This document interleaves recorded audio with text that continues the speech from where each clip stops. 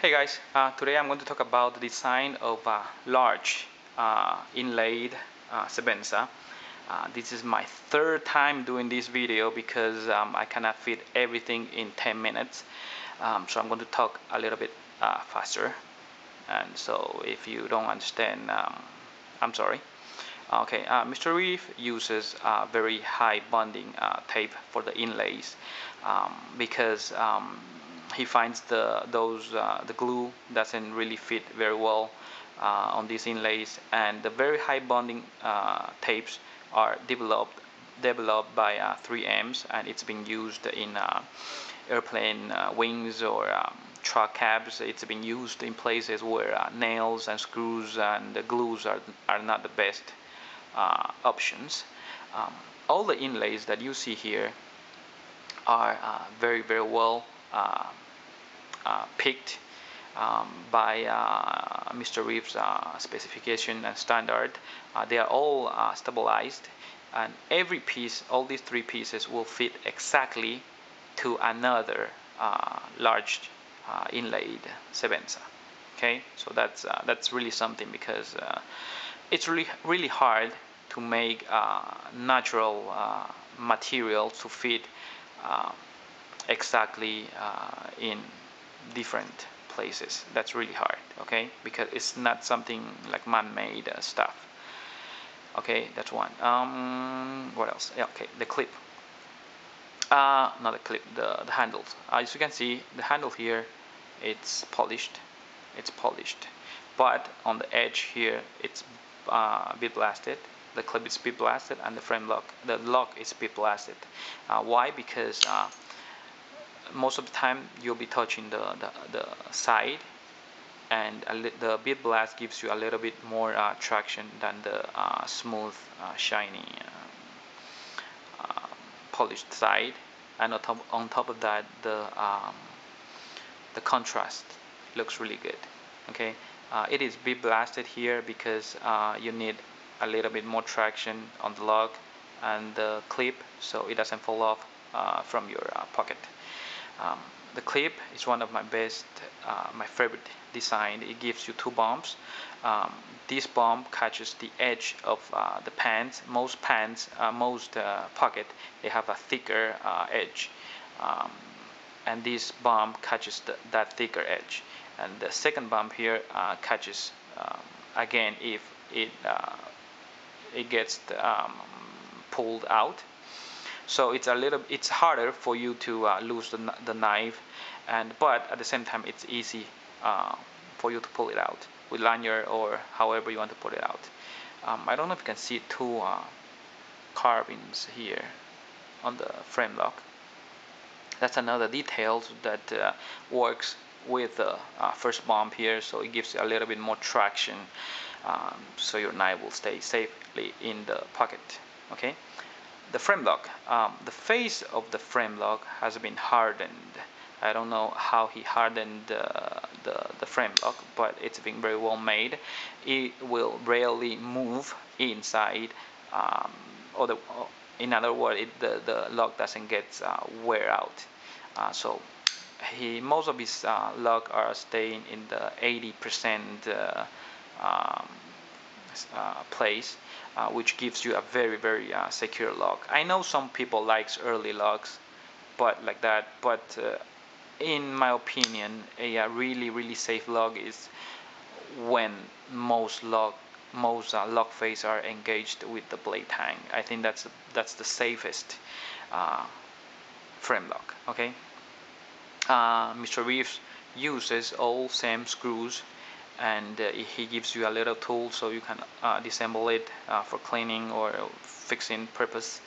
Um, the frame lock that you see here, the cutouts, most knife maker just use one cutout.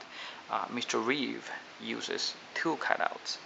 Why? Because I think, it's just my opinion, the weakest part of this cutout is right here in the middle.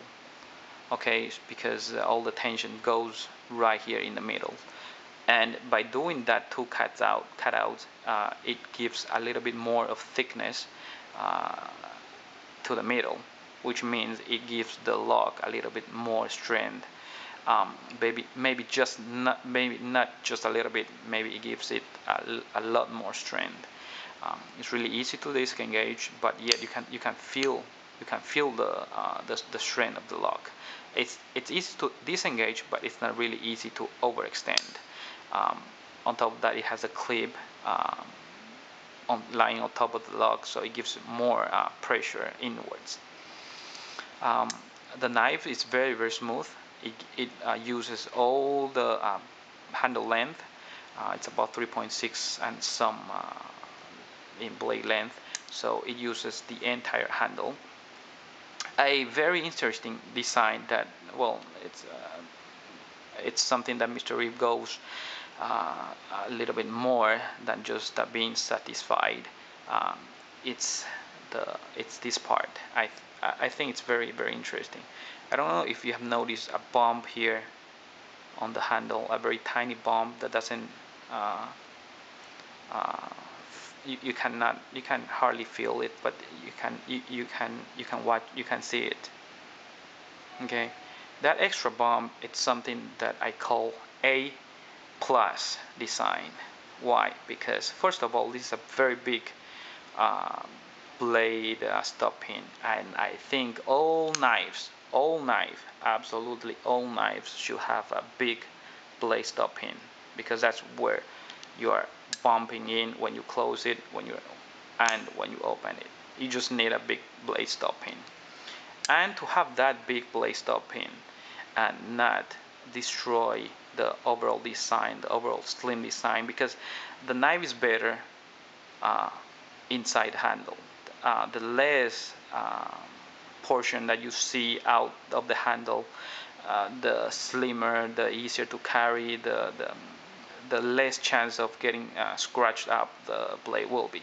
So Mr. Reeve extend that like half millimeters, even that half millimeter, he extended the blade stopping out, so you can have a slimmer knife, and I think that's a plus design.